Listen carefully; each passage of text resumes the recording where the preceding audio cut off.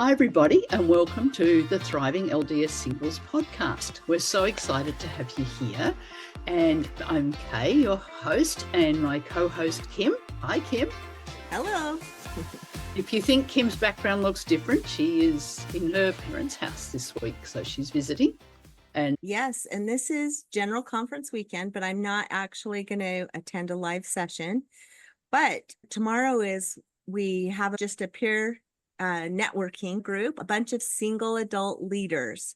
We're going to share ideas and thoughts about how to do a better job in the single adult community and in our callings. And so that's going to be tomorrow. And then we'll do a podcast on some of the things that come out of that. So I'm excited about that. But that's why I'm actually here, is for that leadership roundtable. that sounds exciting. Yes, look forward to hearing that. Yeah. But today, Kim's going to talk about a talk that she did recently in the Single Adult Forum about personal branding. So tell us, we think of that in business terms, but you're talking about it in our personal terms, aren't you? Yes. And I have to tell you, I had a lot of angst. I was asked to present on this, and I initially thought, oh, cool. I work in business and you do too, Kay, about branding ourselves in the business community. And so I had lots of background in that. And I thought, okay, I can apply that to my dating and personal branding. But the more I thought about it, one of my biggest angst was that, when we're marketing ourselves or marketing a product, we're selling something, we're presenting ourselves a certain way. And of course, we want that to be genuine and authentic. We wouldn't want it to be misleading. But in a sense, from a business perspective, we're kind of manipulating the audience to want to buy whatever product it is we're selling. And in the case of our personal brand, that's not at all what we want to do. We don't want to be manipulating people into, engaging with us or dating us or being our friend or any of those things. We want to be very genuine and authentic. So when I presented this, I started out with my favorite, which I've spoken about a lot lately, which is D&C 18. And, the worth of our souls are great. And so that no matter what we're working on, no matter what we've been through, no matter what kind of sins, perhaps, no matter what we've done in our backgrounds or in our personal lives, or even if we may, obviously after a divorce or when you're finding yourself single, never married, you can not feel so good about yourself and be feeling like you aren't good enough. And so the first place that I started when I presented this was that the worth of souls is great in the sight of God, and that we always have to remember that and come back to that, because that's more important than anything else that we, can present to other people. And of course, a personal brand, no matter what, we're always sharing our personal brand, no matter if we're dating or not dating, if we're going to church, we have a brand that people know us from it. They look at us and they say, oh, that's Kim. She's, ...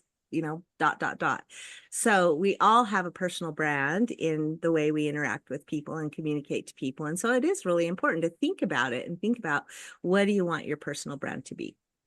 So that's kind of the premise that I started from. I don't know what your thoughts are on that. Well, I think it's interesting that you say, when we do it for business, we try and put this image. Yeah. And we don't put an image up when we're dating because, obviously we want them to know us. Right. And yet in business, I'm also told, be authentic, be you, be real. And so I wonder whether, when we're doing our personal brand for ourselves, we're actually underselling ourselves. I think that is so true. I do think that is so true. We are underselling ourselves. I don't know about you, but have you ever tried to write an About Me page for your website? Yes, I have, multiple times. And then I said, oh, I need to go back to school more. I need to get another certification. This clearly doesn't sound right unless I go get some more accomplishments to put on there. And yet I've actually got other people to write my About Me page. And I actually think for most people, they should actually get someone else to write their About Me page. Yeah. And they interview you and ask you questions, and you just ramble on about yourself. And then they write this page and you read it and you go, oh, wow, I want to get to know this person. Yeah, I love that idea. We actually talked nothing on there that's lying or anything. It's just they've put those, like, instead of just saying she's a good teacher, they'll say she's an enthusiastic, involved, and you're going, yeah, that's actually right, Yes. Yeah, And I like so that. I think our personal brand, we need to be careful that we're not underselling ourselves. Like, we don't want to lie or be somebody we're not. Like, I hate wearing makeup. Like, you go on a date and meet me and I might be wearing makeup and a nice dress and stuff. That's not really me. So that might be, That's why we say you have to go on road trips and spend get in some situations where you're not wearing makeup and all those things, and they see the real you. Because there's versions of you, right? Depending on if you're going to church or if you're just hanging out in your pajamas. That's right. There's versions of us, and all of them are us. Yeah. It's not like one of them's a pretend, and because, like, obviously they are us, because that's what we're doing. Yeah. Yeah. So that's how I started this presentation, was just reminding everybody about the importance of being authentic. And, we're not trying to sell ourselves or portray ourselves as something other than who we truly are. And in fact, I would say, especially in dating, it's more important to really be connected to your who you really are and what you value, and to portray that, because otherwise you're going to end up in a relationship that's not a good relationship, because you're not. Absolutely. So that comes back to us knowing ourselves, isn't it? Yeah. It's yeah. like, what are the important traits? Yeah. Yeah. So when you're defining a brand, I have a 7-step process, and I'll just tell you what the 7 steps are, and then we can go through them real quick. And Kay, help me keep time, because when I presented this, it was like over an hour. And so we only are going to do 30 minutes. So we're going to do the summarized version. Okay. So it was 7 steps, and they were: first, define your purpose; 2, audit your brand equity; 3, construct your personal narrative; 4, embody your brand; 5, communicate your brand story; 6, socialize your brand; and 7, reevaluate and adjust your brand. So those are the 7 things I went through.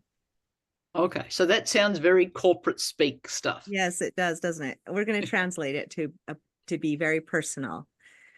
So first, the define your purpose. We need to do a workshop on this. We've talked about it and we haven't done it yet, but we need to do a workshop, because some people, when they go through a big life change, lose their sense of purpose. And so we want to help people make sure that they're really feeling comfortable and confident in their purpose. And when we do that workshop, we'll connect things like your patriarchal blessing and all the tools that help us to know, our purpose and define that. So, and I think our purpose kind of shifts depending on the season of life we're in, right? Like if we have young kids at home, our purpose could be in nurturing and providing for our children until they become healthy adults. And when you're our age and you're an empty nester, then our purpose may shift a little. So you are always looking at it. That big shift when the children left home, because I hadn't really defined my purpose as raising children, but it was a big part of my life. And suddenly it becomes not that big a part of your life, Yeah. And so it's like, that defined so much of my life. Mm-hmm. So who am I now? Yes.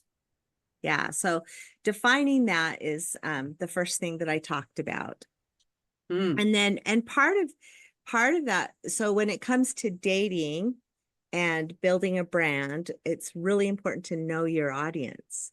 And so we'll just be very specific to dating, but it doesn't, if you're not dating and you're trying to portray a brand in your family ward, or in a networking group or any other capacity, then it's really important to know and understand who are you connecting with, like who's your audience. So of course, when you're dating, you're defining things like, well, I want somebody who is a worthy temple goer and who has certain values, and You know, maybe number of children is important to you. Like, do they have a big family or a little family or no children, or, you know, whatever those things are. So you're looking for age group, obviously, is another big one. You know, are you looking for people 50 to 65 or 55 to 65 or, you know, whatever your age is. So go through and define who is your target audience when you're looking at dating. And of course, if you've ever created a dating profile, we've talked about those before, you do go through and identify some of these things too, like what are your interests and what are the things that you're really passionate about. I would say dating wise, or even in a group, that everyone doesn't have to have similar interests. In fact, it's more exciting when they have they're adding some diversity, but they need to also be willing to support you in your interests and vice versa. So, okay. So when you define that audience, and we call it a customer segment, right? In business, we define those customer relationships that we want, that are important to us or that we create. So maybe if you're dating, one of the things that you really want to think about is how that person eventually, you know, after you've gotten to know each other a little while, how is that person going to connect with your kids or your extended family? That's really important, your adult children. And how is that going to work, or what are those dynamics? So those are all relationships that you want to be thinking about in terms of, you know, your friends and their friends and things like that. What kind of friends do you want? Get the dating advice I gave my children in their 20s was, if your brothers and sisters don't like this person, then you really need to be thinking twice, because they're the people who know you the best. And one of my daughters was dating a guy that didn't want to meet the family. And I kept saying to her, he's not that into you. You know, you have to meet that. Like she said, oh, you know, but you don't want to get involved in a family too early. And I was like, no, that's fine. The first month or two, that's fine. Yeah. But she waited him for a year. I said, no, that's, you know, yeah, if he doesn't want to meet the family, that's a massive red flag. I think that's true. Yeah. Especially if even when you've got adult children, this person is going to have to fit into your family. And for me, if he doesn't get on with my children, then I'm not, like, my children are so important in my relationships with them. It's like, yes. I agree with that. And then there's, you know, there's this dynamic of how much time do you spend with your children? My children all live away, so I spend a lot of time with them when I come to visit, but that's, you know, little snippets of time. If you're with your children all the time and then you bring a significant other into the picture and expect them to be with your children all the time, that might not be such a good mix. It would be hard on the person, wouldn't it? Yeah. You know. So thinking about all of your relationships and those dynamics is really important. And then, of course, the other thing when it comes to branding and portraying yourself is thinking about all the different channels or ways that you're going to interact, the things you like to do. Are there certain groups or your ward, or, you know, what are all your ways of even meeting a person, and those different channels that you're going to be portraying yourself in. So your work, your professional settings and things like that, work parties, you know, would I feel comfortable bringing this person to meet my work peers, or those kinds of things. All right. So that's kind of all just setting the stage, right? Knowing your audience, understanding your purpose. You can write a vision statement for yourself. That's always good, or mission statement. And like I said, we need to do a whole workshop on, you know, redefining or establishing a purpose. And then the second step is audit your brand equity. And this is kind of going back to what you were saying, Kay, about when you're interviewing somebody and you're having that interaction, and then you have them write your About Me page. You really are doing a little bit of an audit, because they have takeaways. And in this setting, you want them to share the good and the bad and the ugly. So you got to pick somebody safe that you know is going to be willing to really be honest and forthright, that whether you love them or not is not going to be in question, but you just want some really honest feedback about, this is who I think I am. This is the identity or the brand that I want to portray. This is the brand I want to attract to me, because the other thing we hear a lot is you're most like the 5 people you hang around most. So as you're thinking about your own personal identity and who you want to be or become, maybe you're not quite there yet, but you want to surround yourself with people that you would aspire to become like, or that you are in alignment, those things that are in alignment. So the next one is auditing your brand equity. And there's, like I said, you want to ask people for feedback, and then be really honest with yourself and take a stock of, gosh, am I really what I want my personal brand to be, or do I have some deficits there that I really need to work on or think about? That brings me that one, we can write the list of what our dream partner looks like. Yeah. But you have to have the matching characteristics, because they're writing a list too. And so, yeah. do you match your own list? Exactly. Yeah. And if you have high expectations, well, then you have to be ready to be also to deliver on somebody else's high expectations. High expectations, yeah. So, like, I really want someone who's fit and active. That to me is really important. Yeah. So when the day I go, I don't want to go to the gym today, it's like, well, I have a similar kind of issue with that. Like, I love to be active. I love to hike, and, I love to go to the gym and do all those things. But I'm also old, and I'm slow. And so, yeah, I want somebody who cares about their fitness and their activity level and likes to do things. But if they're a really fast runner or biker or very competitive, I might not be in alignment with that, because we couldn't go on a run together. I would drive them crazy, because I'm more of a shuffler than you know what I mean? It's like, yeah, I want somebody who cares about those things and is fit and will go out and do stuff every day and has that energy level, because there's a lot to say about having fitness and energy level. But I'm not the fastest person, and I'm not competitive. So you have to think about it. So there's this middle thing. Yeah. Are you? That's good. I've never been good. I've never been a competitive person. I compete against myself a lot, I guess, because I do like to do triathlons, as you know, but I'm always competing against my last best time or whatever. So those things, like, just be honest with yourself. Are you a catch? Would you date yourself? Or do you, if you wouldn't, why not? And is there some things you can do about that? So that was the. Why should you expect someone else, the character traits you've written down? Yeah. Would they look at you? Yeah. Yeah. Which brings us to that next, now that we've kind of assessed our brand equity and how marketable we are, so to speak, in whatever, with the audience that we've defined as our audience that we want to target. And then are we equipped? Do we have the skills, talents, strengths, ability to be in that market? And then the next thing is then just, okay, if I have a few things I need to work on, then find ways to start making some adjustments, because what you really want to do is embody your brand and really be authentic and genuine about that.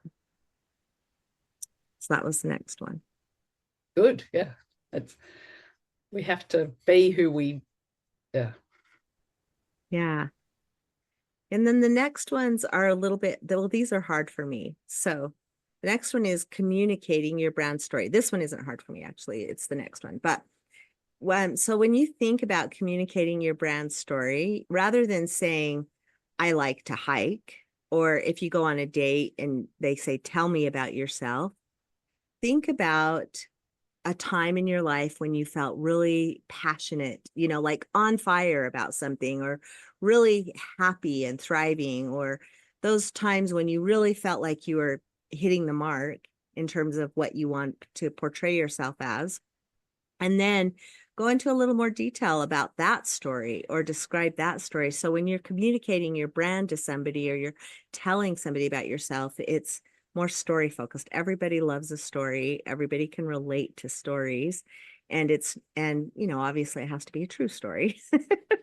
But think about, spice it up a little in terms of the adjectives that you use to describe it. I mean, really connect to how you were feeling and why it made you happy, and then talk about it from that perspective. So, and just pick one or two things that really made a difference or that were really important to you. That's good communication style to introduce yourself to someone.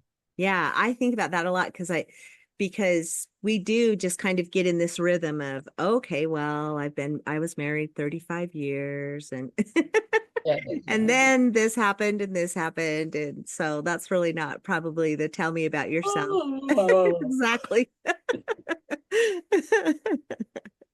So think about the story that you want to share.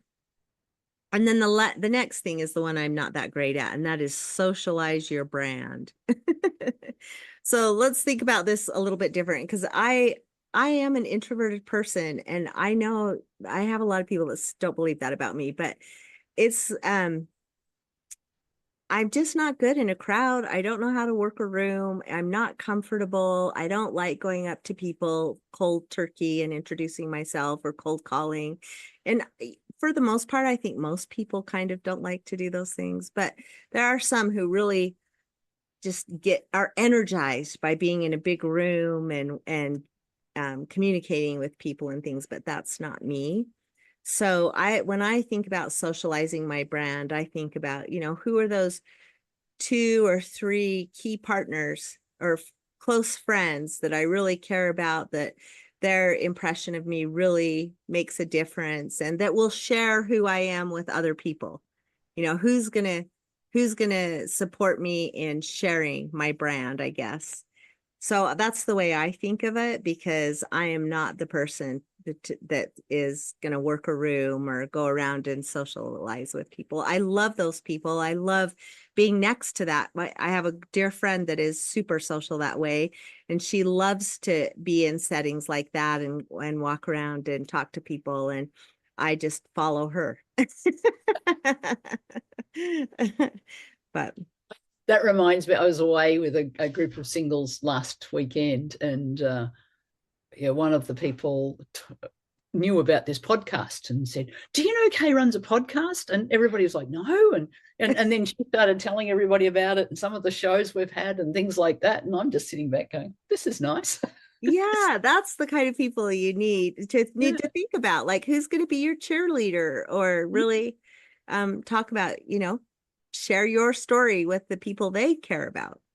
Yeah, so that was lovely. And then we're going away again over the Easter weekend, and they say, "Kay, come," and it's like that's awesome. Because I know I've got the same thing. People think I'm an extrovert, and I'm not. I'm an introvert, but I'm an introvert who's learnt how to, talk in situations, and I can give talks and I can be in social situations. So I think they're learnt traits. I don't think, but introvert means that you get your energy by being home and relaxing at home and by yourself, and whereas extroverts get their energy by being in crowds. Yeah. Whereas I go home from a crowd and go, need to recover. How I am. But the extroverts are, great people to hang around. It's like, having your, in your branding. Yes. And there's 3 kind of, like, we're talking about promoters, like who's going to promote you to other people. And then there's influencers, like there could be people with some very good credentials that are willing to introduce you or share your story, and they're going to they have big influence. So that's another category of people to think about, are those that are influencers. And then there's also the gatekeepers, like who do you have to influence that's going to let you in to the special group that you want to be a part of, or whatever it is, so who's the gatekeeper that you really need to get to know? Or we used to say in business, that was the CEO's admin. You really want to become friends with the administrative assistant for the CEO. But anyway, so you identify those people and then just think about them and how would you connect with them and establish some relationships. And of course, I can't say enough throughout this about not being phony and just being genuine and authentic, because that's the more important than anything else. Yeah, because you've got to be you. There's no point like, let's put on a spiritual face for everybody, you know, because I'm such a spiritual giant. And, you know, like, you'll fall on your face if it's not who you really are. Yeah. Yeah. And sooner or later, I mean, why waste your time? You know, sooner or later, people are going to realize that that's not at all who that you don't really embody that brand. So, and then of course, the last one is just reevaluating and adjusting. So you are always going through that process of, you know, hopefully we learn things and we grow and we do make those investments. I am a firm believer in people can change and that we do grow and make changes, whether they're small, little incremental or however those are. And so I, you know, and I think that's an important thing too, of if you run into somebody that you haven't seen in years, that we give them another chance. Everyone grows, has different lessons learned in life or hard things or, you know, how, whatever it is. And so we don't just automatically think, oh, this person is this way because of an experience you had with them 10 years ago or even 10 weeks ago. Please do not judge me on the 30-year-old me. Like, that person was completely lost and confused. And I don't make that person my brand now, because she's a very different person than who I am now. And so, if you knew me when I was in my 30s, get to know me now. Yeah. And some traits, I guess, are the same. Like, I guess my, you know, I don't know, I'm thinking my enthusiasm for life is probably the same. But I was in a very different spot at that time and to who I am now. Yeah. And I think when you think about your identity and who you want to portray, how you want to portray yourself, of course, we have amazing examples in the scriptures of, and, you know, Christ is, of course, number one in terms of presenting a brand that we all want to pattern or follow ourselves after. But, you know, he was criticized for his brand quite well. He killed in the end, you know, because he wasn't living up to what others thought. You know, you should be, you know, you're a good little Jewish boy. You should be behaving like this. And I think that's a really important point, back to being willing to be authentic, even if people disagree or are going to, you know, not be okay, not connect with you or not want to be in your circle of friends or your network. That's okay, because you need to be who you are and embrace that and be confident in it. Yeah, no, Jesus is a great example of this, because, you know, he grew up in this Jewish society that had some strict rules and some strict ideas, and he was born into this particular family, and so he's going to behave like this. And, you know, from what we understand, he probably did. You know, for 30 years of his life, he followed that brand. He became a carpenter like his father, and he worked hard and supported his family, and, you know, he did the things that he was supposed to do. In that brand. And then he went, no, actually, I have a different purpose. I'm going over here. And, you know, the Pharisees and Sadducees were very upset with him. You know, I love the story about the woman who is washing his feet with her hair and her, I think her tears. Is that her tears? Yeah. And so you have to tell us why you love that story. Like, what? I will tell you why. Because Simon gets upset and says, don't you know don't you see who this is? Don't you see her? And of course, then Jesus says, do you see her? And he's saying it from a much deeper, I think, much, much deeper meaning, like, Simon, do you really see her, the person? And are not judging her by her class or all those other things, because he was he was definitely stuck in unrighteous judgment. Mm. And Jesus was saying, corrected him. And that's why I love that story, because I think Jesus did see everyone. I mean, that was his gift. It was amazing of how much he showed love and care for marginalized people and people that, nobody wanted to be connected to. And I think it's a really good lesson for us. Yes, that's working on that trait. Working on that one. Yeah. I know everyone doesn't. Actually, in my introvertedness and my shyness, I have trouble with it. So as I've said many times before, my prayer, it always is, when I go into this activity, please help me see the people I'm meeting as you see them. Help me see their gifts and talents that we know everyone was given gifts, and help me see their gifts and help me know about them what you want me to know about them. And so that's always my prayer when I go, help me be an instrument in your hands to share with them what you want, what they need. And so that helps me a little bit, I think, in those settings when I'm going in there, if I can say that prayer beforehand and keep that perspective. But very, very good, very valuable. All right, so that's your that's it. branding. So even though we talk about branding in the corporate world, the branding can be for us and how we're perceived and how we show the world who we are. And so very important to think about what is coming across, and is that who I want to be seen as? Is, if we're disciples of Jesus and yet we don't talk to the marginalized, are we really disciples of Jesus? So, yeah. So just if you want a guy who's committed to the temple but you never go, is that, are you really on the same page?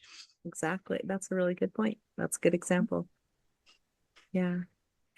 So there's lots to think about. Thank you, Kim. Sure.